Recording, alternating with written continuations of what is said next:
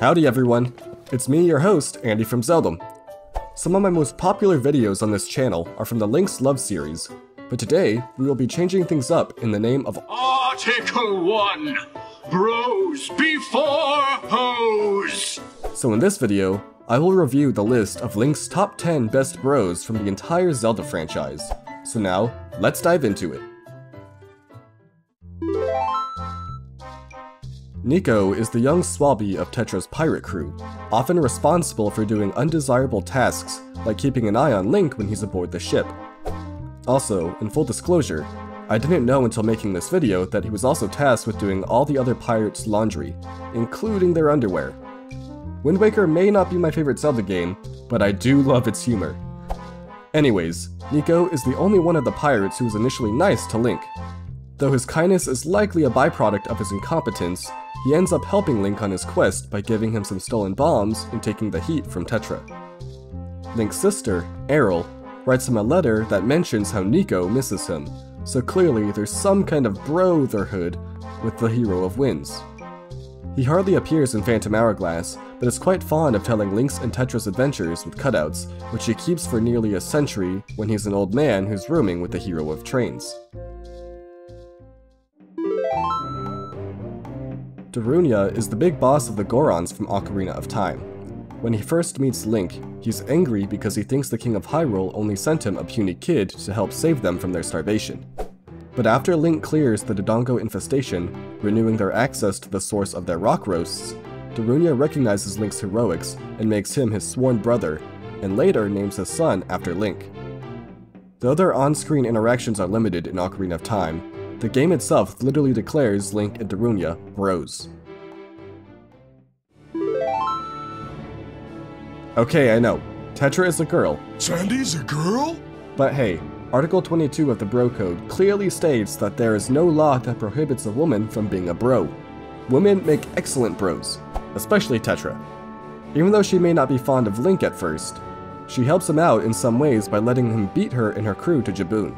And later, there are times when she comes to Link's aid when he does stupid things like trying to take on Ganondorf by himself without the strength of the Master Sword.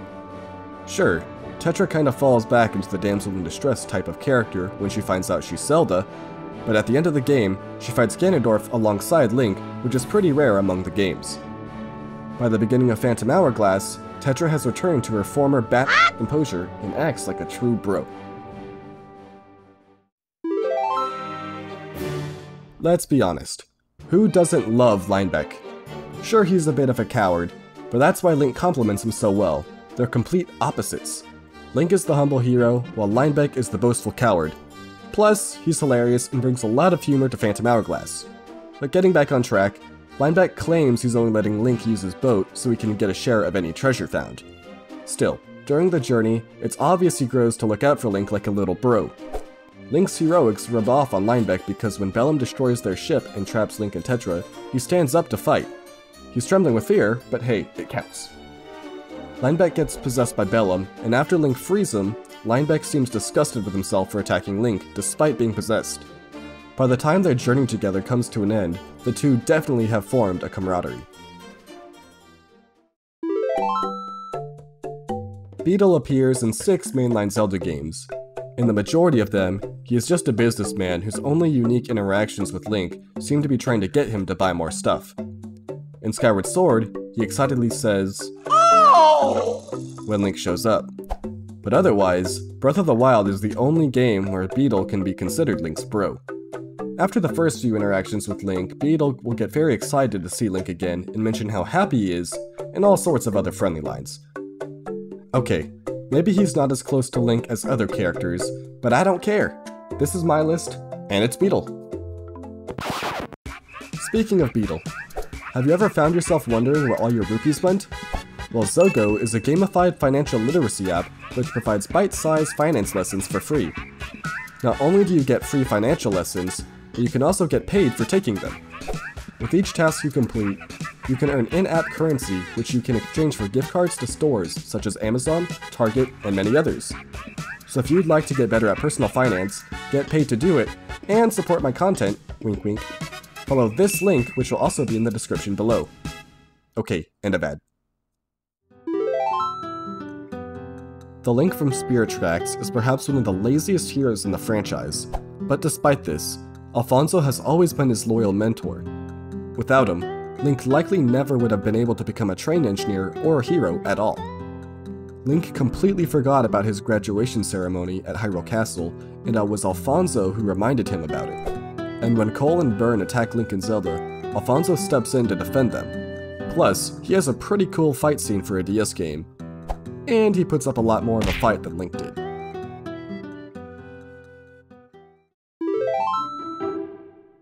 The hero of Twilight has a very close community within Ordon Village, and since he doesn't have any canonical living blood relatives, the village would be his family.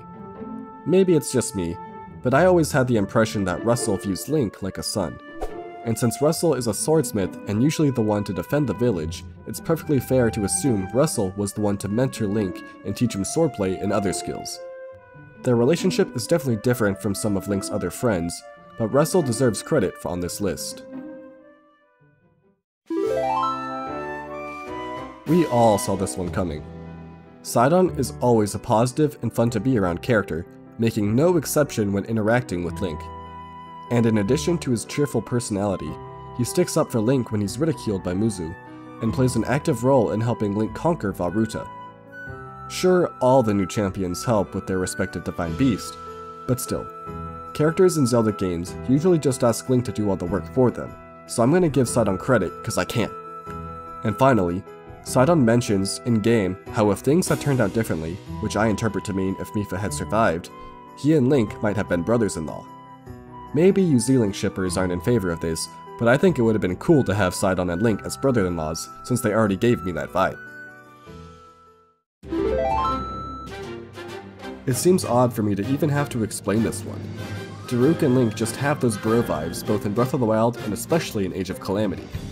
Daruk's training journal references the first time he encountered Link at the base of Death Mountain, where he thought this young Hylian was being attacked, but when he got closer, he realized that this kid, aka Link, was great at fighting, and Daruk was so awestruck that a monster snuck up on him and Link came in to save him.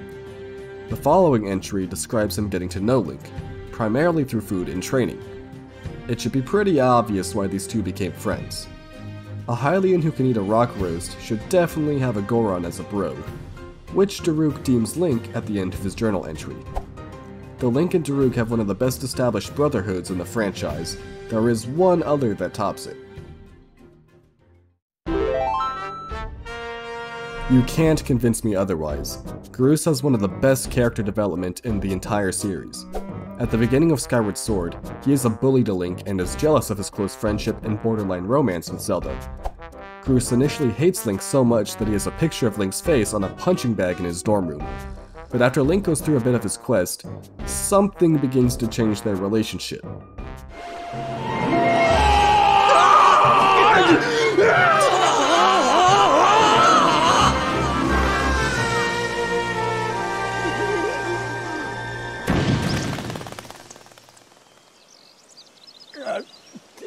Okay, this isn't the exact moment.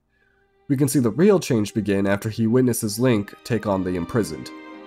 We can see by the look on his face that he realizes what's at stake, and he's beginning to doubt himself and his own worth. At first, he's bummed out, but he eventually grows to accept his role in aiding Link and Zelda in their missions. He doesn't get any less cocky, but he deserves the right to brag after inventing the Groosinator, which proves to be very helpful in fighting off the imprisoned in future encounters. As the story progresses, so does the maturity of Groose's actions. Link waits for Groose to join him through the Gate of Time to see Zelda, but even though Groose is dying to see her, he decides to not let his personal desires get in the way of Link's and Zelda's roles. I know I'm giving a sloppy summary of these events, but I could honestly go on for hours about Groose's character development, and that might have to be saved for another video, wink wink. Anyways, by the end of the game, Link and Groose had overcome their past tensions and ended up being one of the best bros in Hyrule's history. Did I not include your favorite Zelda bromance on this list? Feel free to share yours in the comments.